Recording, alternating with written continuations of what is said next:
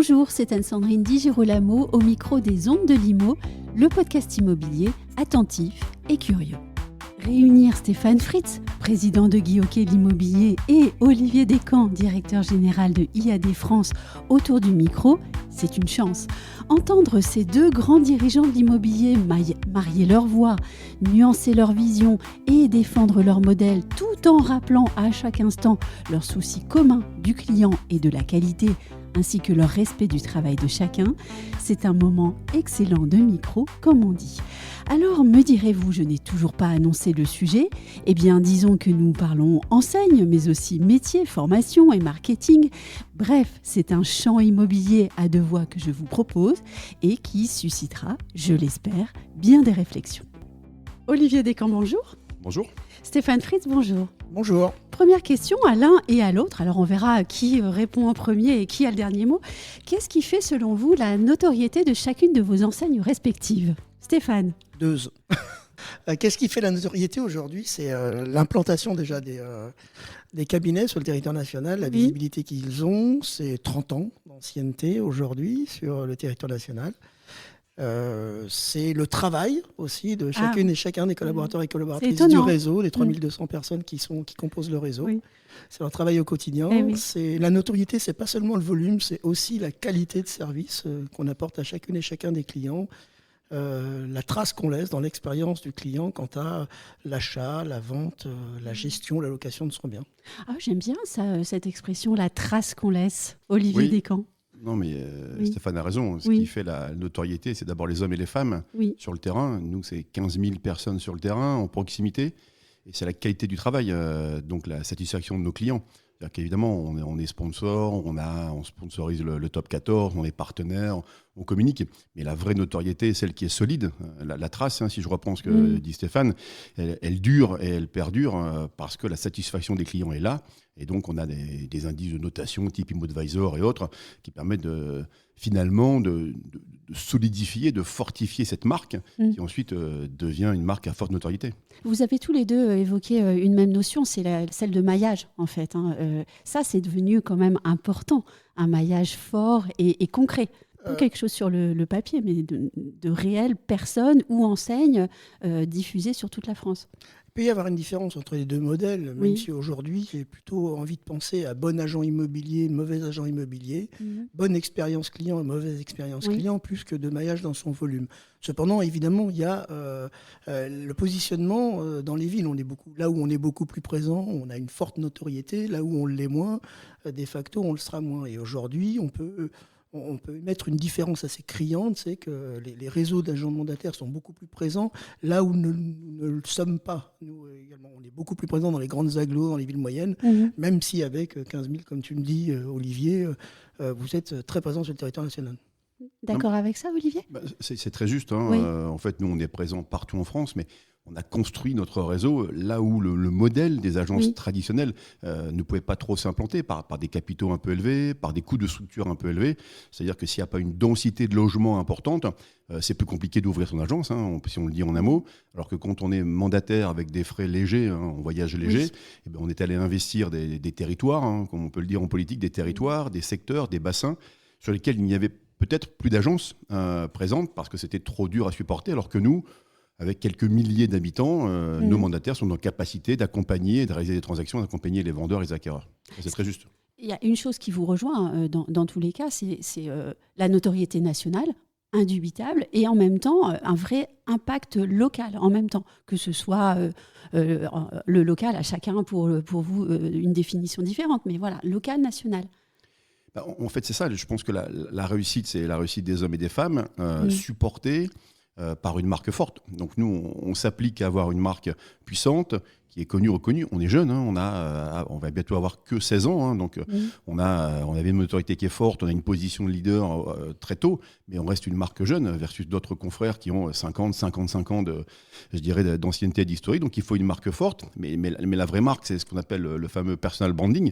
C'est la marque de nos conseillers sur le terrain qui créent leur notoriété, qui créent leur savoir-faire, qui tissent des relations qui sont uniques et qui, conjugués à la marque nationale, font qu'à la fin, ils sont reconnus, recommandés par leurs clients.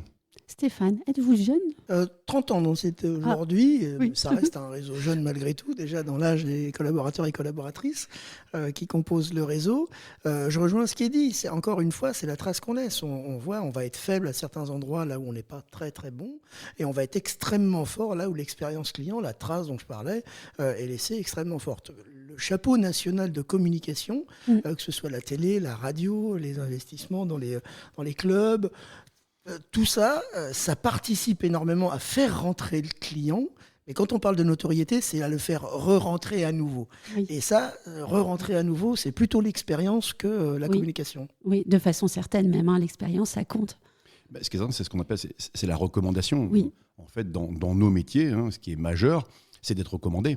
C'est-à-dire que si j'ai bien accompagné mes clients vendeurs acquéreurs, il y a une grande probabilité pour que la famille, les amis, les voisins, un jour diront, et dans le mix de marques, diront appelle Olivier de chez IAD. Donc il y a bien ces deux notions, c'est pas appelle IAD, appelle Olivier de chez IAD qui lui pourra t'accompagner. Donc la recommandation, qui est la conséquence de la bonne trace, si je rebondis sur les propos de Stéphane, c'est ce qui est majeur, c'est d'être recommandé, parce qu'on est d'abord connu, apprécié, et ensuite recommandé, parce que le travail a été bien réalisé, l'expérience était de qualité. Et cet Olivier de chez IAD pourra devenir un Olivier de chez Guy Hockey. Ou vice-versa. Beaucoup de mercato dans ce métier, donc il y a énormément de mercato. C'est la capacité, ce qui est important dans une marque, c'est la capacité à faire évoluer une personne à partir de zéro jusqu'à devenir. On parlait de communication et de notoriété tout à l'heure. La notoriété, elle est souvent faite pour les clients finaux, pour dire regardez, nous existons. Or, la valeur qui est créée aujourd'hui par une marque et la valeur qui est ressentie par le client, c'est entre le dernier des collaborateurs, le plus jeune d'entre eux, en tout cas le dernier, et le client final. Donc c'est ici que nous on concentre aujourd'hui nos efforts quant à faire devenir nos collaborateurs, beaucoup plus que le modèle économique en soi ou que la notoriété en soi. On peut peut-être aussi parler des professionnels que vous recrutez. Alors je ne sais pas si c'est le bon terme, mais vous faites rentrer dans vos troupes de nouveaux professionnels chaque semaine et chaque mois. Quand ils viennent vous voir avec l'espoir, par exemple, d'ouvrir une agence immobilière ou bien de devenir agent commercial, est-ce qu'ils sont déjà conscients de tout ce que votre enseigne représente et peut apporter ? Aujourd'hui, je dirais de plus en plus. Il est un peu comme pour aujourd'hui aller voir l'offre de biens immobiliers. Auparavant, il fallait se déplacer dans une agence. Aujourd'hui, on a tout sur le smartphone, on a tout sur... C'est pareil, aujourd'hui, aller comparer, voir ce que propose chacun des réseaux, il y a un accès qui est beaucoup plus facile. Par contre, on sait que c'est un projet de vie. On devient entrepreneur, je change de vie, je veux monter mon organisation. Donc aujourd'hui... La simple consultation sur un site des offres ne fonctionne pas et en tout cas ne rassure pas les candidats. Et donc quand ils viennent nous voir, ils veulent en savoir plus. Ils veulent en savoir plus en nous écoutant, mais aussi en découvrant ce que font les autres entrepreneurs. C'est-à-dire qu'il n'y a pas de période d'essai dans nos métiers, mais quelque part, c'est est-ce que je peux, qui vous me recommandez, qui je peux aller voir. Et c'est pour ça que nous, dans notre fonctionnement de parrainage, comme on pourrait l'imaginer, dans un réseau de franchise qui parrainerait, qui serait tuteur d'un de ses confrères, l'expérience de démarrage qu'on appelle nous le plan d'accompagnement, c'est de dire voilà, je vais te faire découvrir le métier, je vais t'accompagner. Parce que notamment chez nous, alors ça change un peu parce qu'il y a, comme ça a été dit, il y a pas mal de professionnels anciens immobiliers qui, de par le marché actuel, nous rejoignent, mais la majorité de nos conseillers sont en reconversion. Donc évidemment, ils découvrent ça. Et les professionnels qui nous rejoignent là, un peu plus nombreux depuis quelques mois, eux disent OK, les outils font quoi ? Donc ils sont vraiment des questions plus pointues, plus techniques, puisqu'ils connaissent déjà le métier, mais néanmoins ils ont besoin de découvrir et rien de mieux que de les mettre, comme on dit, devant le mur avec nos outils, devant nos clients, avec nos conseillers pour les accompagner. Donc ils ont besoin d'être rassurés, bien sûr. Et justement, j'avais une question sur cette évolution des prospects et de leur profil. Est-ce que grâce à leur profil très différencié, vous trouvez parfois dans la discussion avec ce prospect matière à faire progresser votre enseigne et votre marque ? Tous les jours. Tous les jours. Aujourd'hui, en tout cas chez nous, on fonctionne avec des cercles, on fonctionne avec des clubs utilisateurs. Aujourd'hui, on a à peu près 450 conseillers qui appartiennent à un club utilisateur à qui nous, on propose nos solutions pour les tester, les challenger auprès de nos équipes. Mais eux-mêmes remontent des sujets de terrain et il y a, je vais pas dire, il y a une grande majorité de nos évolutions, de nos solutions, qui d'abord sont toutes confrontées avec l'avis de nos conseillers, mais qui pour grande partie remontent d'eux-mêmes parce que, comme disait une personne assez connue, qui de mieux que celui qui est plus près du terrain pour nous dire ce qu'il y a à faire, quoi. Donc ça, c'est majeur. Stéphane, alors moi, ce que j'adorerais, c'est avoir des exemples concrets.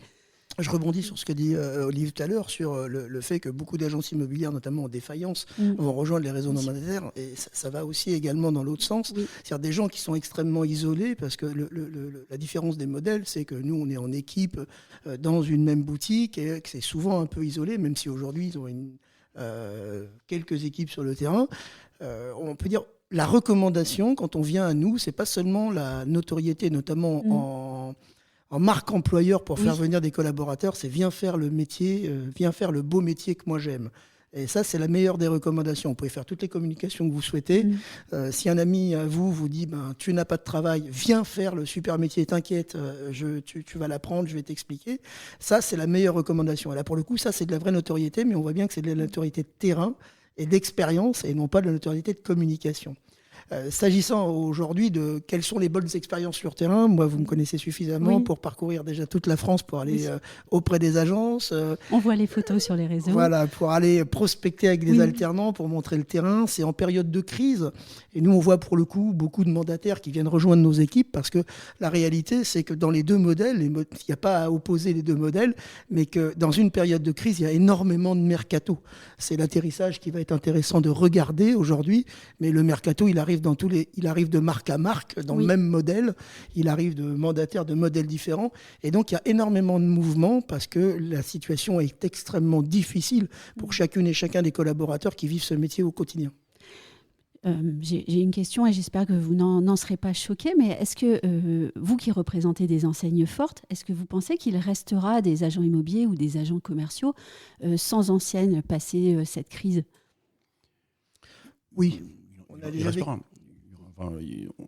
Tous les modèles. Parce que c'est une force d'être dans un réseau en ce moment. Je pense, et ce sera d'autant plus. En fait, la réussite, c'est de conjuguer la puissance de la marque, la puissance du réseau et la liberté d'entreprendre. Aujourd'hui, pourquoi les candidats nous rejoignent ? Parce qu'ils ne veulent plus avoir de patron, parce qu'ils ne veulent plus travailler pour un patron, pour un franchisé, en disant « je veux être mon propre patron ». Mais en même temps, si je suis seul, je suis moins fort. Il vaut mieux une marque connue parce que ça m'aide également. Donc, c'est bien la combinaison des deux. Donc, il y aura toujours des agents immobiliers complètement indépendants. Néanmoins, on sait que ceux qui réussissent leur vie, ceux qui réussissent à développer leur entreprise, c'est ceux qui arrivent à conjuguer à la fois une marque forte, mais une liberté forte des entrepreneurs pour pouvoir avoir ce mix. Je pense que c'est ce combo qui fait la réussite en disant tu as ta marque, mais en même temps, tu as la liberté d'exercer, de travailler là où tu le souhaites. En tout cas, chez nous, ils peuvent travailler où ils le veulent. Il n'y a pas de sectorisation, il n'y a pas de secteur réservé de codes postaux. Donc, c'est ça qu'on doit essayer de préserver et qui est toujours une ligne de crête parfois parce qu'il y a une liberté qui peut être forte, mais en même temps, on veut un peu de règles. Et Stéphane le disait, moi, je pense que tous les modèles existeront. Alors, OK, là, tout le monde dit les mandataires, c'est vrai qu'on prend une part de marché, on était à 0, on va faire entre 25 et 27%. Mais les agences, elles continuent d'exister. Il y a encore des gens. Nous, on peut très bien dire qu'on démarre dans la vie professionnelle chez IAD avec 0 d'apport et ils arrivent à faire signer des franchisés avec 35 000 € de droit d'entrée. Et les gens qui signent ça ne sont pas stupides. C'est qu'ils ont un projet de vie, ils ont un projet professionnel qui n'est pas le nôtre. Parce que nous, on permet au plus grand nombre de pouvoir créer leur entreprise. Eux, Stéphane et Guy Hockey ont un autre projet professionnel, mais qui attire du monde. Donc, je pense que la cohabitation existera toujours. Chacun y trouvera un modèle qui va le rassurer, qui va lui permettre d'accélérer. Donc je pense qu'on aura encore dans quelques années une pluralité de modèles au sein du marché français. Oui, au fond, il faut un modèle aussi pour chaque personnalité, comme dans le monde du travail. Au fond, il y a des salariés qui ne peuvent pas être en télétravail et il y en a d'autres qui sont parfaits dedans. Je dis régulièrement, il y a des bouchers qui sont très heureux de travailler 40 ans comme boucher chez Carrefour. Il y en a qui démarrent boucher et qui à la fin ont 40 boucheries. Et ils aiment le même métier, ils ont la même passion, mais ils ont donné une orientation différente à leur vie professionnelle par rapport à leurs aptitudes, par rapport à leur projet de vie, par rapport à leurs capacités également. Et ça, c'est tout à fait respectable. Je dirais. L'important, c'est qu'ils soient heureux. Stéphane ? Quand on parle aujourd'hui de l'agrégat des deux, c'est-à-dire le projet aujourd'hui professionnel et la marque, je vais vous parler de franchise. Oui. Et non pas automatiquement de l'immobilier, mais de franchise en règle générale. Et la franchise, elle a toujours, aujourd'hui, elle est toujours en développement, et elle est toujours en croissance, et elle prend une part significative sur l'intégralité des dépendants quel que soit le métier. Pourquoi elle prend une si grande part? Parce que c'est un bon agrégat pour le coup. C'est une tête qui va aujourd'hui penser marketing, digital. C'est fédérer des gens entre eux pour pouvoir... Formation notamment. Fédérer des gens entre eux pour pouvoir mettre des moyens en commun pour la R&D, la recherche et développement, notamment dans l'IA, dans les nouvelles technologies. Donc ça donne des moyens et ça permet aux patrons d'agences sur le terrain d'être complètement dépollués de ça et d'être fédérés autour de ça. Et la franchise, elle fonctionne de ce point de vue-là. Je vais vous donner 2 chiffres. Celui de Xerfi qui dit qu'une agence immobilière, elle fait 179 000 € hors taxe de chiffre d'affaires en moyenne. Et c'était des chiffres de 2021-2022. En franchise, moi, j'appartiens au groupe Arche qui aujourd'hui concentre 5 marques différentes. Il n'y a pas une agence qui fait moins de 350 à 500 000 € en moyenne. Donc aujourd'hui, la franchise, c'est quelque chose qui gagne, c'est quelque chose qui rapporte et pas quelque chose qui coûte. Donc on n'en est pas. Et si ça coûte, j'ai envie de vous dire, changer de métier, changer de marque. Mais d'où ma question d'il y a 5 minutes. Quand on entend ces chiffres, on peut quand même poser la question de savoir si le modèle de l'indépendant peut encore perdurer. Parce qu'il y a un vrai besoin de marketing, de formation et de plus en plus fort. Il perdurera. Les mandataires sont là et ils sont là définitivement. Parce que déjà, ils ont répondu à une aspiration des Français. On voit bien aujourd'hui que dans les endroits reculés, là où n'étaient pas les agences, et c'est ce que disait tout à l'heure Olivier, ils ont commencé à s'implanter là. Ils ne sont plus maintenant que là, puisqu'avec 16 000 personnes, ils sont plutôt assez présents sur le territoire national, partout. Mais ils ont commencé par ça. Donc ils ont répondu, et au lieu de dire c'est un modèle économique, ils ont répondu à une aspiration des Français. Ils sont venus amener le service d'agent immobilier là où personne ne l'amenait. Et on voit bien qu'aujourd'hui, l'appétence aujourd'hui des Français, c'est pas l'appétence, le besoin des Français d'avoir un agent immobilier, un intermédiaire, il est de plus en plus fort. On est passé de 50% à 70% aujourd'hui de transactions faites par les pros. La réglementation est de plus en plus forte. La rénovation énergétique, la fiscalité. On a besoin de gens formés et compétents pour accompagner ce moment qui est quand même chargé émotionnellement, qui est l'achat, la vente, la location ou la gestion d'un bien. Non, mais je partage complètement ça. C'est par rapport à la question, est-ce que l'agent immobilier indépendant non rattaché à une enseigne existera? Je pense que ça va devenir de plus en plus difficile pour lui. Parce que la législation bouge. On le regrette un peu presque tous les jours. Donc ça fonctionne. La technologie. ChatGPT, comment je fais. Là, nous, on est en train de lancer, de proposer à nos conseillers des annonces générées par l'IA.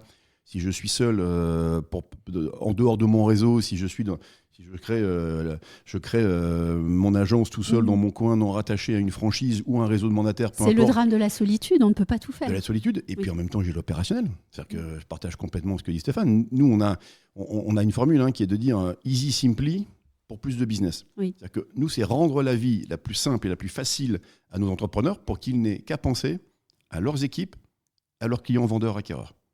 Si je suis seul, je dois inventer la prochaine IA, je dois négocier je ne sais pas quoi, je dois réfléchir à ça, je dois me connecter tous les jours sur le site législatif pour ne pas me mettre hors la loi, alors que nous, on leur apporte tout ça. Et que ce soit en franchise ou que ce soit sur des réseaux de mandataires comme nous, l'accompagnement, il est majeur. Donc ça, je pense que ce modèle-là, je pense qu'il aura des difficultés à perdurer parce que ça bouge trop vite. Et donc l'accompagnement, il est majeur. Ne rien manquer, c'est absolument impossible en fait en ce moment. Clair. J'ai une dernière question. On laisse de côté cette distinction entre agents commerciaux et puis agents immobiliers. Selon vous, l'enseigne du futur répondra à quels besoins et comment elle pourra s'insérer avec succès dans le paysage économique qui a énormément bougé déjà depuis 2023 et qui en 2024 va continuer à changer? Je dirais 2 choses. D'abord, la dichotomie entre les modèles, il n'y a que les professionnels qui la font. Oui. Le client, lui... c'est pour ça que je l'ai mise de côté. Mais c'est important, mais je le reprécise. Le client dit, j'ai en face de moi un professionnel. Une personne. Une personne qui m'accompagne, qui répond au téléphone, qui décroche, qui vient me voir le samedi ou le dimanche. Et c'est d'ailleurs aussi la différence. Et s'il ne vient pas, je n'aurai pas la confiance pour me représenter et je n'aurai pas mandat. Et si je lui ai donné mandat et qu'il m'a mal accompagné, il a peu de chances que je puisse le recommander demain. Donc ça, le client, lui, il n'est pas dans ces sujets-là. Non, je pense que l'enseigne qui réussira demain, Stéphane, il y a déjà un peu répondu, il a répondu aux notions des aspirations des clients. Mais je pense, et c'est aussi une des forces, des modèles au-delà d'une autre, au-delà de notre marque, des modèles de mandataires, c'est d'avoir répondu aux aspirations des Français entrepreneurs. En disant, mais moi, je veux avoir ma liberté de temps, je veux avoir une liberté financière, je veux pouvoir décider de ma propre vie. Donc, il faut répondre aux aspirations des clients, vendeurs, acquéreurs, propriétaires, bailleurs, locataires, etc. Mais il faut surtout répondre aux aspirations de la génération. Aujourd'hui, je veux pouvoir être libre. Vous voyez, les études sur les plus jeunes disent « mais moi, je crée ma boîte ». Je crée ma boîte. Oui. Parce que je ne veux pas être comme mes parents. Alors, il y a des cycles, je ne veux pas être comme mes parents, je ne veux pas être dépendant, je veux faire ce que je veux. Et donc, il faut qu'on soit tous vigilants à être alignés avec les attentes des consommateurs, on va les appeler comme ça, mais aussi avec les attentes des entrepreneurs qui vont nous rejoindre pour ne pas être décorrélés d'un mouvement de société profond, rapide, qui change très vite. Donc ça, c'est la deuxième vigilance qu'on doit avoir, c'est avoir des modèles d'entreprise adaptés aux aspirations des entrepreneurs qui veulent se lancer dans ce métier. Et Stéphane, on a souvent parlé au surplus de l'importance de se soucier du client. Alors, souci du client, je vais revenir. Oui. Mandataire, agent commerciaux, il faut savoir que 60% aujourd'hui de la force commerciale chez Guy Hockey est agent commercial, donc il est payé à la com de la même manière, donc a aussi sa totale indépendance. S'agissant du client, je suis assez d'accord. Moi, j'ai vu arriver avec force les mandataires, ils sont passés de 0 et on a connu l'arrivée d'IAD tout petit à Melun et aujourd'hui la force que ça a et la force d'autres réseaux aussi assez puissants en tant que mandataire. Oui. Donc moi, mon travail à la tête de Guy Hockey, c'est de savoir si oui ou non il y a pas un peu de vrai là-dedans, si on va pas tous travailler de chez nous ou pas. Et pour pas être sclérosé, pour pas le réfléchir en vase clos, on a fait une enquête auprès des Français. Et cette enquête, elle est assez surprenante parce que la première chose, elle dit exactement ce qu'on dit tous les deux, Olivier et moi, c'est la personne d'abord. Les gens mettent de la confidentialité par les revenus, par les impôts, dans l'entretien et tout. Agent immobilier le sait, ça. Mais ils mettent également de l'intimité. On parle de divorce, on parle de décès, on parle d'enfants. C'est pas neutre tout ça. Et donc, ils veulent à minima, non pas de l'intimité du collaborateur ou du négociateur, mais ils veulent au moins de la transparence. Ça, c'est la première chose que demandent les Français. On avait mis dedans l'intégralité des modèles, en ce compris PAP, on avait vraiment tout mis dedans de façon à vraiment pas faire de distinguo. Et la question qui a été posée, c'est comment vous voyez l'intermédiation demain ? La deuxième, elle a été extrêmement surprenante pour nous, on en a été ravis, mais on ne l'avait pas posée, c'était l'agence immobilière de centre-ville. Donc on dit oui, c'est bien, mais vous n'y allez jamais, parce que le fait est, elles n'y vont jamais. Donc là, ça donne raison pour le coup un peu aux mandataires. Non, ça pose la confiance que d'avoir une agence en centre-ville, et ça vient en deux.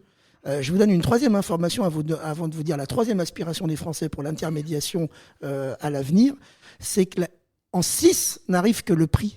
Parce que le sujet du prix de la commission, les honoraires aujourd'hui, ce sujet-là n'est pas majeur pour eux. Ils vont acheter quelque chose. C'est tellement émotionnel et engageant, un crédit sur 25 ans, c'est tellement que le prix de la commission de l'accompagnement n'est pas un sujet du tout. Ou en tout cas, il arrive en 6. Évidemment que ce n'est pas neutre, mais il arrive en 6e. Et la troisième chose, c'est les services.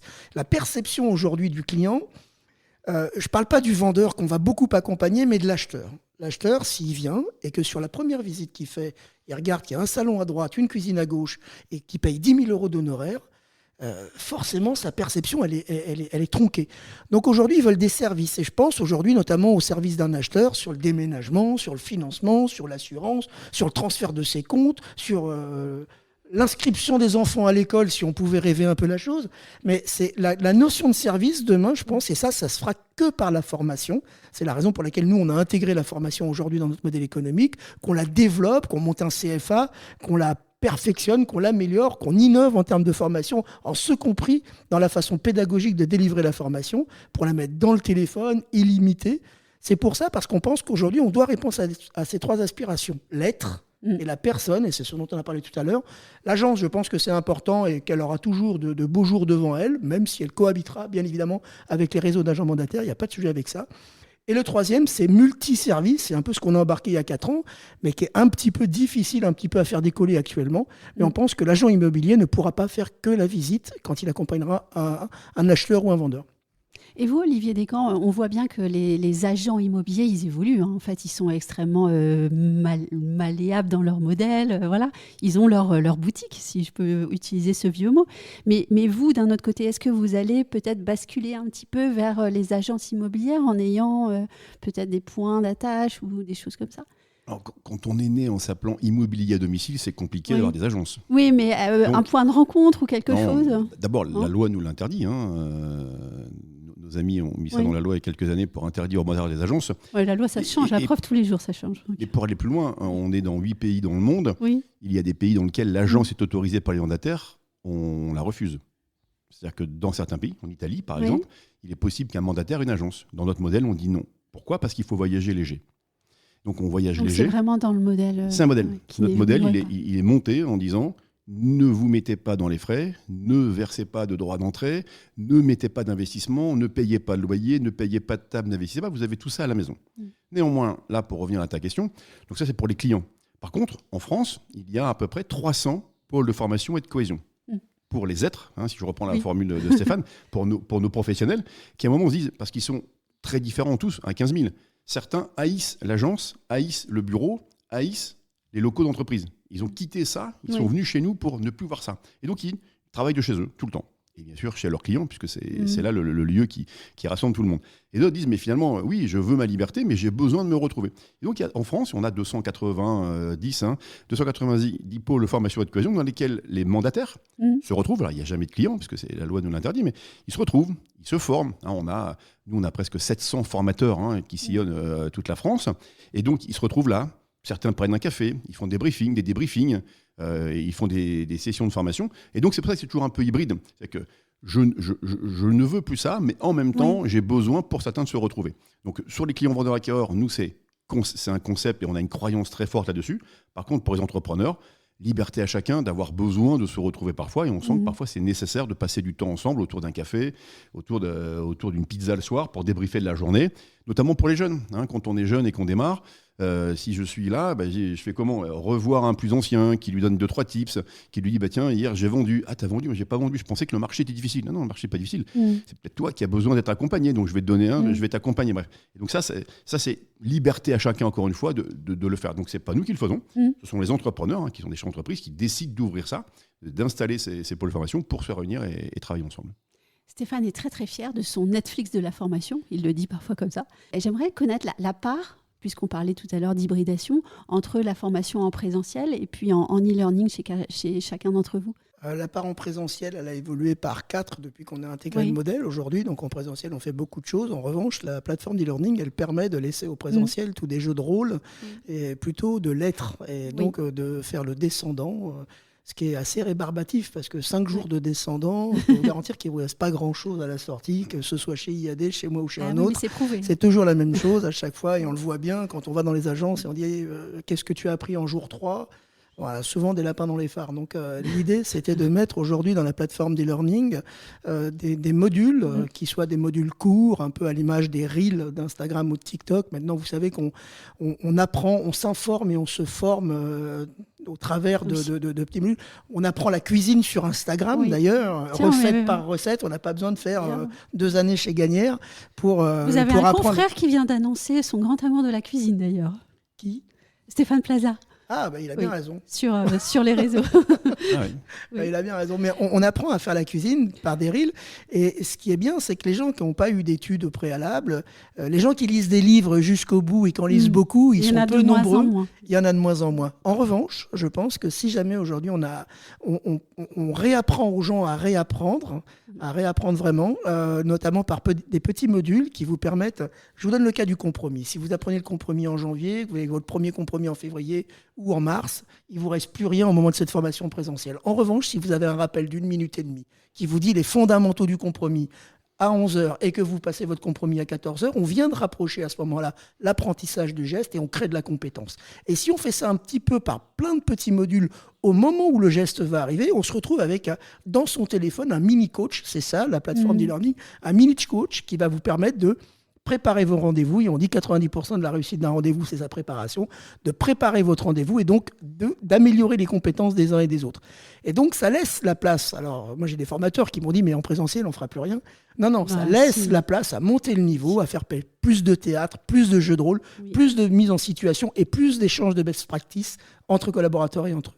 Et là, parfois, en présentiel, il faut après mouiller la chemise, parce qu'il faut vraiment répondre aux questions. Il n'y a plus de personnes qui sont autorisées à rester au fond de la salle sur leur téléphone, en fait. Non, c'est clair, la formation, c'est essentiel. Tu vois, quand je disais qu'on avait près de 80% de reconversion, c'est que nous, il y a 10 ans, on a créé l'université en ligne pour évidemment accompagner les mandataires qui nous rejoignaient. D'abord, pourquoi avoir une partie en ligne et une partie en présentiel ? La première, c'est là aussi pour leur permettre de pouvoir se former sur certains modules sans devoir se déplacer, sans devoir prendre des nuits d'hôtel pour aller rejoindre un centre de formation, un siège qui est parfois à 2 ou 3 heures de TGV. Et on y a mis des formations qui étaient des formations qui sont des formations assez faciles à faire en e-learning. Là, je prends la dernière, par exemple, la formation la formation discrimination. Bon, aujourd'hui, on peut pas faire, on peut la faire très facilement soi-même devant l'écran. Il n'y a pas grand-chose à inventer non plus. Hein. Et donc voilà, donc quand il n'y a pas inventé, quand il n'y a pas une interaction forte, et je vais dire, on a presque 700 formateurs habilités qui sont tous déconseillés. Et donc les formations présentielles, elles sont majeures. Pourquoi ? Parce que Stéphane a très bien dit, la pédagogie, c'est pour les enfants, et l'andragogie, c'est pour les adultes. Et l'adulte ne retient que les sessions de formation quand il est devant l'obstacle. Autrement dit, former des adultes 2 mois avant d'avoir rencontré un notaire ou un compromis, il l'aura oublié. Et donc, on vient former, c'est ce qu'on appelle l'andragogie, on vient former les adultes au plus près des obstacles qu'ils vont rencontrer, en présentiel, avec des formateurs habilités qui, eux, sont encore sur le terrain, sont encore des mandataires, et donc avec une expérience, comme tu viens de le dire, très riche, parce qu'ils échangent. Le module, c'est ça, par exemple, c'est sur une formation management. Tiens, moi, hier, j'étais justement au one-to-one avec l'un des conseillers de mon équipe, voilà comment on l'a fait. Donc, c'est vivant, c'est très demandé, et les taux de présence sont très, très élevés. Mais je pense que, encore une fois, comme ça, c'est le combo des deux. Il faut de l'université pour laisser le temps à chacun, et le Covid est passé par là. Aujourd'hui, demander à quelqu'un de se déplacer, et c'était comme ça il y a encore 5 ans, déplace-toi pour faire une formation alors qu'il peut la faire chez lui et qu'il vient d'apprendre l'anglais ou les cours de cuisine en restant à la maison, lui dire, viens, tu pourrais te déplacer pour une formation de 4 heures en présentiel, prendre la voiture, dépenser de l'argent, des nuitées d'hôtel. Mais vous n'avez pas un tuto là ? Si, on a un tuto. Mais par contre, on est très exigeant. Il y a des formations qui sont obligatoires en présentiel parce qu'on sait que l'interaction avec le formateur et les stagiaires est majeure. Les séquences, les sketchs, là, c'est beaucoup d'apprentissage. Il y a beaucoup de mise en situation et qui là sont sans commune mesure pour intégrer et digérer ces modules. C'est majeur. Alors, j'ai une dernière question. Alors, on a parlé de plein de choses, de marketing, d'IA, etc. Je ne vais pas vous demander d'annonce pour 2024, donc rassurez-vous. Juste pour 2023, quel est le projet qui vous a le plus exalté, celui dont vous avez été le plus heureux de l'avoir réussi, de l'avoir mis en place? Pour le coup, c'est une annonce, puisqu'elle sera annoncée à la convention le 25 et 26, la Convention nationale à Marseille. Donc, je la réserve, et donc je vous en parlerai en avril. Mais ça tourne autour de la formation. Ah, c'est un beau teaser, ça. Oui, mais je pensais qu'il allait vraiment me le dire. Ouais. Et en 23, non ? En 2023, c'est ma rencontre avec Olivier. Heureusement qu'on n'est pas filmé. Difficile. Non, mais je suis quasiment aussi rouge que le micro qui est devant moi là. En plus, c'est vrai. Non, mais nous, on ne se connaît pas depuis 2023, c'est plus longtemps. Non, on se connaît plus longtemps. Mais mais en fait, nous sur 2023, je dirais qu'il y a une conjugaison d'éléments, mais je vais en mettre un seul. C'est celui de continuer à tenir la promesse des fondateurs, qui est de faire d'IAD une entreprise internationale One Network. C'est l'ouverture de la Floride et l'ouverture de l'Angleterre, qui, après les 6 autres pays, démontre bien que chez IAD, quand on entre chez IAD France, par exemple, on n'entre pas chez IAD France. On rentre chez IAD dans 8 pays dans le monde. Et je pense qu'on a fait plein de choses. Mais ça, je pense que c'est vraiment un signal fort pour dire, oui, la promesse, la vision de nos cofondateurs en 2008, on la poursuit, on la fait exister, on l'incarne. Et aujourd'hui, IAD, c'est être IADien, c'est être en capacité de pouvoir se développer dans 8 pays dans le monde. Donc, c'est peut-être le meilleur souvenir fort de l'année dernière. Oui, et moi, je confirme que ce communiqué-là, il est bien passé sur le site. Donc, voilà. Je ne l'ai pas loupé, celui-là. Merci beaucoup à tous les deux d'avoir bien voulu répondre à mes questions. Et puis, Stéphane, on va se retrouver très vite pour parler de formation, alors. En avril. Mais Olivier, peut-être après d'autres choses. Moi, je le découvre. On y reviendra. Comme il m'invite à sa convention, je verrai en live les annonces. C'est ça. Merci beaucoup.